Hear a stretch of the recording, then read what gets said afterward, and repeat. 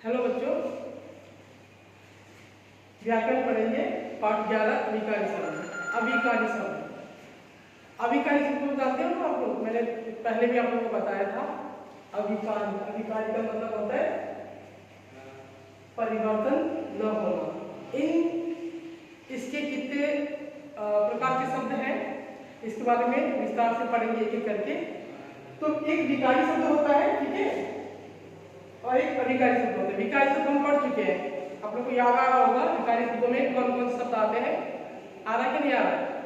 मैंने अभी जस्ट इससे पहले जो भी चैप्टर्स आप लोग को पढ़ाए हैं, जो भी पाठ मैंने पढ़ाया है, क्या क्या पढ़ाया है? संज्ञा पढ़ाया है, सर्वनाम पढ़ाया है, क्रिया पढ़ाया है और विशेषण को भी पढ़ाया है। ये 4 प्रकार के जो शब्द हैं ये विकारी शब्द हैं। और ये विकारी मतलब क्या होता है?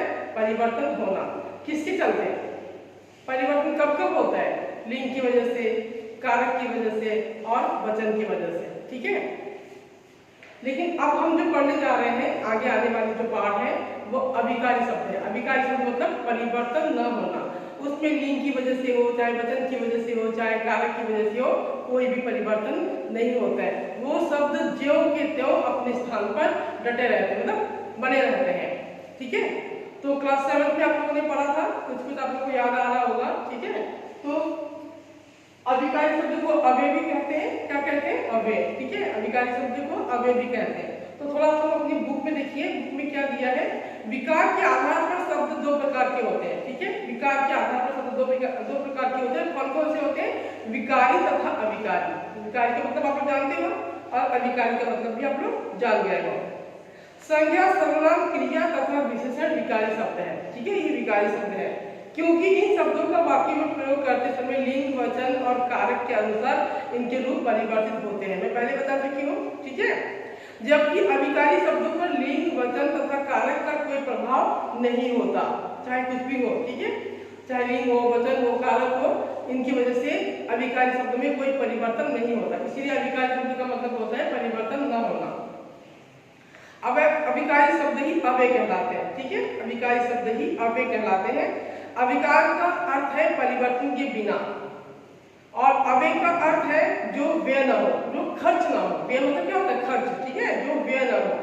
ये शब्द सदा एक जैसे ही रहते हैं, जैसे और, वाह, क्योंकि, ऊपर, नीचे, धीरे, तेज, अधिक, कम, ज्यादा, बहुत, ठीक है। ये ज्यों के त्यों बने रहते हैं, किसी भी कारण से हो, ठीक है, कोई परिवर्तन नहीं होता है। अब आते हैं अव्यय के भेद। अव्यय के भेद, अभिकारी शब्दों में कितने भेद होते हैं? वैसे तो पहले 4 थे, लेकिन अब 5 इसमें आ गए हैं, एक और इसमें जुड़ गया है। कौन कौन से हैं? क्रिया विशेषण, संबंध बोधक, समुच्चय बोधक, विस्मयादि बोधक और निपात। 5 है। कौन कौन से हैं?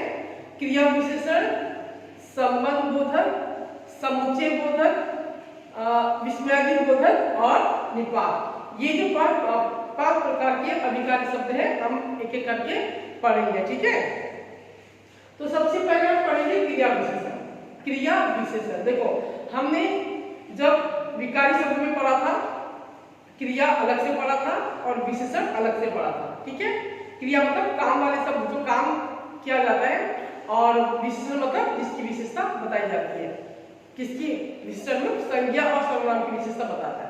अब हम देखो क्रिया विशेषण। अब इससे साफ साफ पता चल रहा आप लोगों की दिमाग में भी आ रहा होगा, है ना। क्लास 7 में आप लोगों ने पढ़ा है कि क्रिया की विशेषता बताने वाले शब्द।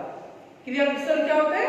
जो शब्द क्रिया की विशेषता बताए। यहाँ पर संज्ञा और सर्वनाम की विशेषता नहीं बताएगा, यहाँ पर क्रिया की विशेषता बताएगा, ठीक है। क्रिया की विशेषता बताने वाले शब्द क्रिया विशेषण कहलाते हैं। जैसे आपको उदाहरण मैंने दिया है, अभी नीचे देखते हैं, ठीक है। क्रिया विशेषण के भी 4 भेद होते हैं। क्रिया विशेषण, ठीक है, ये इसके भी 4 भेद होते हैं। और 4 भेद कौन कौन से हैं? देखिए, रीतिवाचक क्रिया विशेषण, क्रिया कैसे हुई। स्थानवाचक क्रिया विशेषण, क्रिया कहाँ हुई। कालवाचक क्रिया विशेषण, क्रिया कब हुई। परिमाणवाचक क्रिया विशेषण, क्रिया कितनी हुई या कितना हुआ, ठीक है। रीतिवाचक में क्रिया कैसे हुई, कालवाचक में क्रिया कहाँ हुई, नहीं कब हुई, स्थानवाचक में क्रिया कहाँ हुई, और परिमाणवाचक में क्रिया कितने हुए या कितना हुआ। ठीक है, तो सबसे पहले हम पढ़ते हैं रीतिवाचक क्रिया विशेषण, यानी क्रिया किस प्रकार से हुई। ठीक है, आप इन चारों का भेद याद करना आपको, विकारी शब्दों के भेद भी याद करना है और ये क्रिया विशेषण के भेदों को भी याद करना है। ठीक है, ताकि बाद में आपको दिक्कत ना हो। तो सबसे पहले हम लेते हैं रीतिवाचक क्रिया विशेषण। ठीक है, रीतिवाचक में क्या होता है, जिस शब्द से क्रिया के होने की विधि या रीति कैसे, ठीक है, किस ढंग से क्रिया की विधि या रीति या ढंग के बारे में पता चलता है, वह रीतिवाचक क्रिया विशेषण कहलाता है। क्रिया की विधि मतलब क्रिया किस तरह से हुई या कैसे हुई। जैसे ईशा आपकी बात ध्यानपूर्वक सुन रही थी। आज देखो एक इसको ये उदाहरण बताने से पहले आपको मैं बता दूं कि रीतिवाचक क्रिया विशेषण है, वो जो विशेषण 4 प्रकार के आपको दिया जाएगा अभी बाद में एग्जाम में क्वेश्चन दिए जाएंगे, तो आप लोग कंफ्यूज हो जाओगे ना। इसके लिए आप लोगों को क्या करना है, एक उसकी जानकारी कैसे होगी आपको कि रीतिवाचक क्रिया विशेषण है या स्थानवाचक है या कालवाचक है या परिमाणवाचक है। तो इसके लिए एक नियम है, क्या, रीतिवाचक क्रिया विशेषण का पता लगाने के लिए क्रिया के साथ कैसे लगाकर प्रश्न किया जाता है। मैंने पहले यहाँ पर कहा था ना, क्रिया के साथ। देखो यहाँ पर क्रिया विशेषण हम पढ़ रहे हैं, तो क्रिया के पहले जो शब्द आता है वही क्रिया विशेषण होता है। एक बात देखो यहाँ पर इसको बता दो, गीता दीदी अचानक आ गई। आ, यहाँ पर क्रिया क्या हो रही है, आने की क्रिया हो रही है, तो क्रिया कैसे हुई, अचानक हुई। ठीक है, क्रिया विशेषण हमेशा क्रिया के पहले लगता है। यहाँ रखना, कहाँ लगता है, क्रिया शब्द के पहले। कहाँ लगता है, क्रिया शब्द के पहले लगता है। ठीक है, जैसे यहाँ पर आ क्रिया शब्द है, इसके पहले क्या लगा, अचानक। तो दीदी कैसे आई। तो क्रिया विशेषण पता लगाने के लिए हम कैसे लगाकर प्रश्न करेंगे, तो जो उत्तर हमें मिलेगा वही क्रिया विशेषण का रीतिवाचक क्रिया विशेषण होगा। ठीक है, जैसे ईशा आपकी बात ध्यानपूर्वक सुन रही थी। ईशा आपकी बात कैसे सुन रही थी, ध्यानपूर्वक। तो ध्यानपूर्वक क्या है, रीतिवाचक क्रिया विशेषण। गीता दीदी अचानक आ गई। गीता दीदी कैसे आई, अचानक। उत्तर मिला क्या, अचानक। तो ये रीतिवाचक क्रिया विशेषण है। लतिका ने झटपट सारा काम कर लिया। लतिका ने कैसे काम कर लिया, झटपट। हमें उत्तर क्या मिल रहा है, झटपट। तो ये क्या होगा, रीतिवाचक क्रिया विशेषण। ठीक है, समझ में आया। ठीक है, रीतिवाचक मतलब काम किस ढंग से हुई है या किस रीति से हुई है या किस विधि से हुई है। ठीक है, चलो अब हम दूसरा पढ़ते हैं, स्थानवाचक क्रिया विशेषण। अब स्थानवाचक मतलब स्थान, जगह। क्रिया कहाँ हुई, सामने हुई, आगे हुई, पीछे हुई, नीचे हुई। ठीक है, तो ये जगह बताएगा। क्या बताएगा, जगह के बारे में। यहाँ पर एक उदाहरण मैंने दिया है, आप अंदर आइए। देखिए आइए भी क्रिया है, कौन सी क्रिया है, आने की क्रिया। क्रिया के पहले अंदर। ठीक है, तो अंदर क्या है, ये भी क्रिया विशेषण है और भेद क्या है, स्थानवाचक। कहाँ हुई क्रिया, अंदर हुई। ठीक है, अब इसमें भी हम पता लगाने के लिए हम प्रश्न करेंगे कहाँ लगा करके। ठीक है, जैसे पहले इसको डाल लो, स्थानवाचक क्रिया विशेषण का पता लगाने के लिए क्रिया के साथ कहाँ लगाकर प्रश्न किया जाता है। क्या लगा करके, कहाँ लगा करके। और कहाँ का उत्तर जब हमें मिलेगा वही क्या होगा, स्थानवाचक क्रिया विशेषण। लेकिन इतना ध्यान रखना कि वो क्रिया के पहले आए। स्थानवाचक क्रिया विशेषण ऐसे शब्द जिनसे क्रिया के होने के स्थान या दिशा का बोध होता है, वे स्थानवाचक क्रिया विशेषण कहलाते हैं। जैसे आप अंदर आएंगे, आने की क्रिया है, कहाँ आना है, अंदर आना है। सहजा सामने रहती है, रहना क्रिया है। ठीक है, इसके पहले सामने यानी कि क्रिया विशेषण। तो सहजा कहाँ रहती है, सामने रहती है। उत्तर क्या मिला हमें, सामने। ठीक है, फल मेज पर उस तरफ रख दो। फल कहाँ रखना है, फल कहाँ रखना है, रख क्या है, रखना। ठीक है, रखना का ये क्रिया है। तो क्रिया के पहले क्या है, उस तरफ। क्या है, उस तरफ। तो उस तरफ क्या है, क्रिया विशेषण। कौन सा, स्थानवाचक। कहाँ रखना है, उस तरफ रखना है। ठीक है, आया ना समझ में, बहुत आसान तो है, मुश्किल क्या है। ठीक है, अब आगे चलते हैं। इसमें और भी सारे हैं। जो भी शब्द जगह बताता है, जगह का बोध कराता है, वो स्थानवाचक होगा। ठीक है, वो स्थान होगा। जैसे वहां, ऊपर, नीचे, आगे, पीछे, दाएं, बाएं, ठीक है, ये शब्द सब क्या है, स्थानवाचक क्रिया विशेषण है। अब आते हैं कालवाचक। कालवाचक, काल मतलब समय, काल मतलब क्या होता है, समय। समय यानी क्रिया कब हुई, किस समय में, अभी हुई, परसों हुई, नरसों हुई, कब हुई, तो ये क्रिया के बारे में बताता है, सॉरी काल के बारे में यानी कि समय के बारे में बताता है। मैं अभी अभी आया हूँ, यहाँ पर भी आना क्रिया है, क्या है, आने की क्रिया है। आया के पहले अभी अभी, क्रिया के पहले जो शब्द होता है क्रिया विशेषण होता है, अभी अभी। तुम कब आए, तुम कब आए, तो उत्तर क्या मिलेगा, मैं अभी अभी आया हूं, ठीक है। तुम कब आए, मैं अभी अभी आया हूं, आया क्रिया है, अभी अभी क्रिया विशेषण है, तो ये समय बता रहा है, क्या बता रहा है, ये समय बता रहा है, तो ये कालवाचक क्रिया विशेषण कहलाएगा, ठीक है। ऐसे शब्द जिनसे क्रिया के होने या करने का बोध होता है वे कालवाचक क्रिया विशेषण कहे जाते हैं। समय का, ऐसे शब्द जिनसे क्रिया के समय के होने या करने पर, आपका जो सेंटेंस है, जो वाक्य थोड़ा गलत दिया है, ठीक है, ये समय का बोध कराता है, किसका बोध कराता है, समय का, तो वही कालवाचक क्रिया विशेषण कहलाता है, ठीक है। ये वाक्य थोड़ा गड़बड़ है, बाद में जब आपको परिभाषा कराऊंगी तब ठीक करा दूंगी, ठीक है ना। तो इसमें भी एक उदाहरण पहले दिया हुआ है, नहीं तो हो गया, कालवाचक तो हो गया, अच्छा। अब हम इसमें और दो उदाहरण है। सार्थक प्रतिदिन विद्यालय जाता है, सार्थक प्रतिदिन विद्यालय जाता है, सार्थक कब कब विद्यालय जाता है, प्रतिदिन जाता है। बुलबुल शीघ्र ही लौटेगी, बुलबुल कब लौटेगी, शीघ्र ही लौटेगी। मैं अभी अभी आया हूं, कब आए, अभी अभी आया। तो आप लोग को पता चल रहा होगा कि हम प्रश्न में क्या लगाएंगे, क्या कौन सा शब्द प्रश्न में लगाएंगे जिससे हमें पता चले कि ये कालवाचक है, कब, क्या लगाएंगे, कब। कालवाचक क्रिया विशेषण का पता लगाने के लिए क्रिया के साथ कब लगाकर प्रश्न किया जाता है तथा उस प्रश्न का जो उत्तर आता है वही कालवाचक क्रिया विशेषण होता है। जैसे सार्थक कब विद्यालय जाता है, प्रतिदिन, रोज, हमेशा, है ना। और दूसरा है जैसे तुम कब आए, मैं अभी अभी आया हूं, अभी अभी मिला। बुलबुल कब लौटेगी, शीघ्र लौटेगी, ठीक है, तो ये समय बता रहा है। अब चलते हैं कुछ अन्य कालवाचक क्रिया विशेषण शब्द हैं। दिन भर, सुबह, सायं, प्रातः, दोपहर, आजकल, सदैव, प्रतिवर्ष, अभी अभी, रोज, आज, ये सब क्या है, कालवाचक क्रिया विशेषण के शब्द हैं जो हमें बताएगा इस क्रिया की विशेषता, क्रिया कब हुई थी, ठीक है, उसकी विशेषता बताएगा, यानी कि समय की विशेषता बताएगा। अब चौथा है परिमाणवाचक। परिमाणवाचक, परिमाण का मतलब होता है मात्रा, मात्रा क्वांटिटी, अंग्रेजी में क्या कहते हैं इसको, क्वांटिटी कहते हैं, ठीक है। ऐसे शब्द जिनसे क्रिया की मात्रा और परिमाण का बोध होता है, पता है, जो शब्द अधिक, थोड़ा, ज्यादा, बहुत, कम, ठीक है, पर्याप्त, काफी, ये सब ये सारे के सारे शब्द हमें मात्रा के बारे में बताते हैं।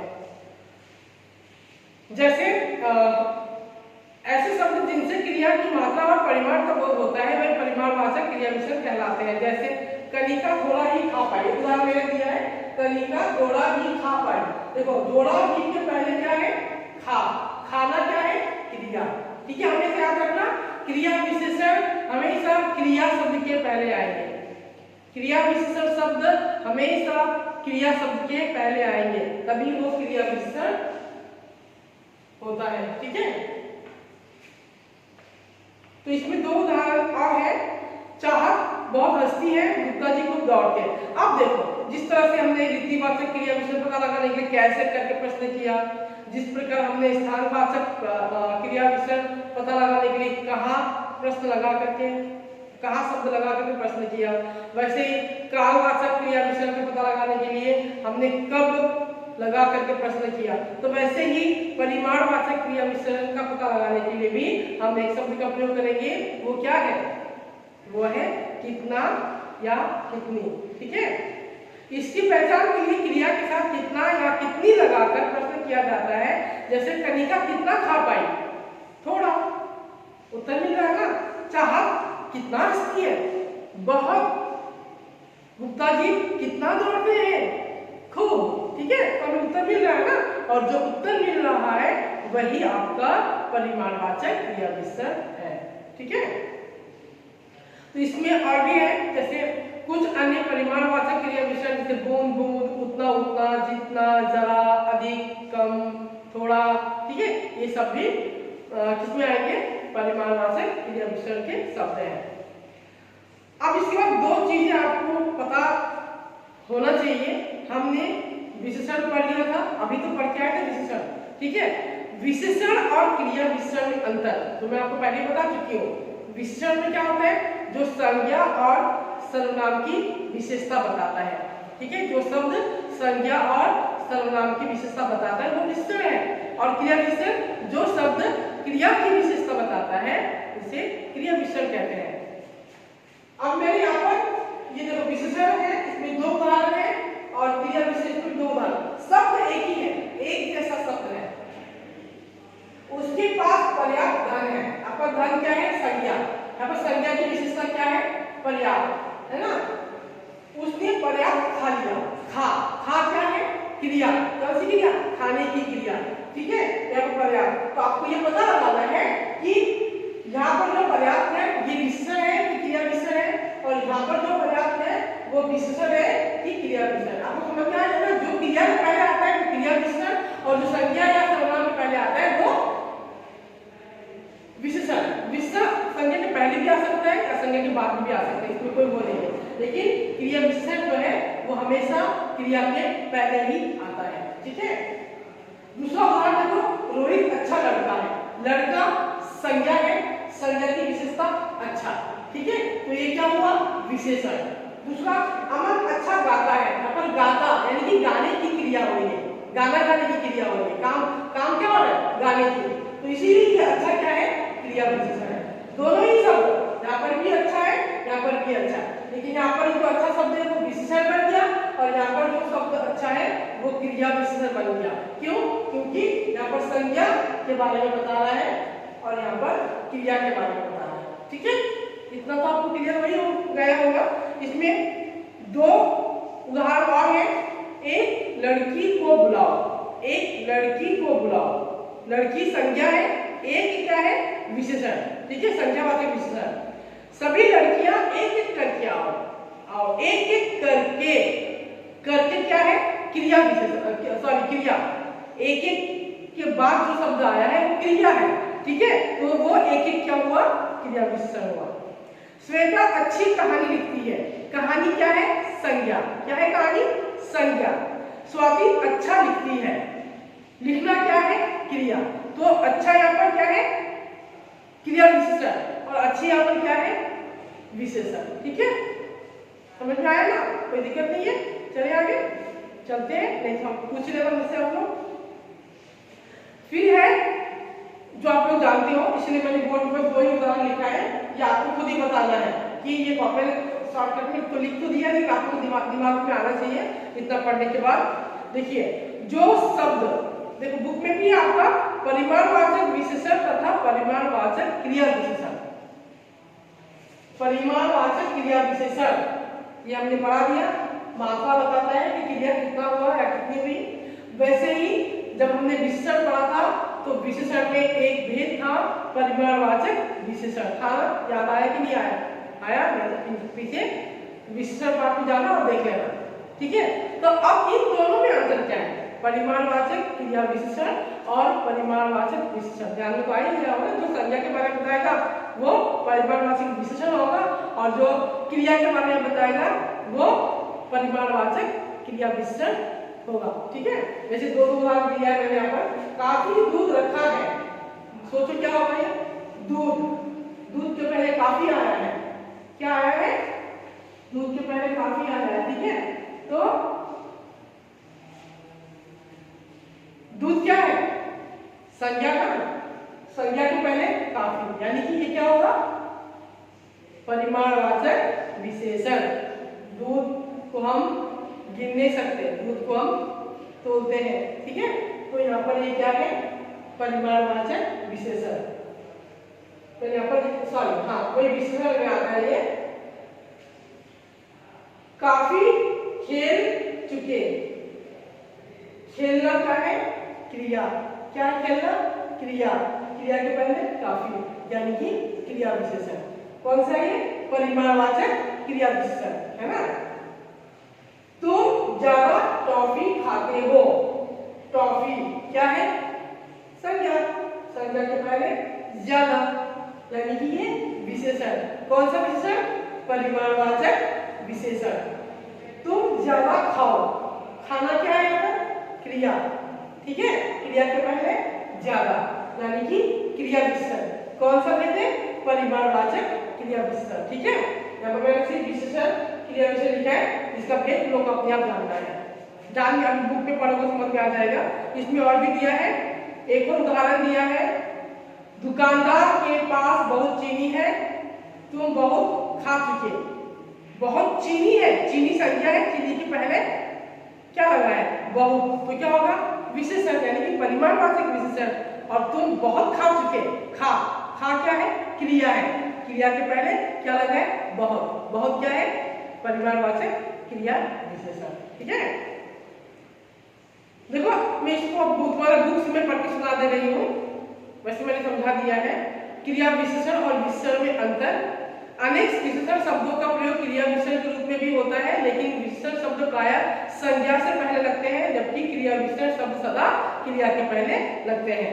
ठीक है, उदाहरण मैंने बता दिया। परिमाणवाचक विशेषण तथा परिमाणवाचक क्रिया विशेषण में अंतर।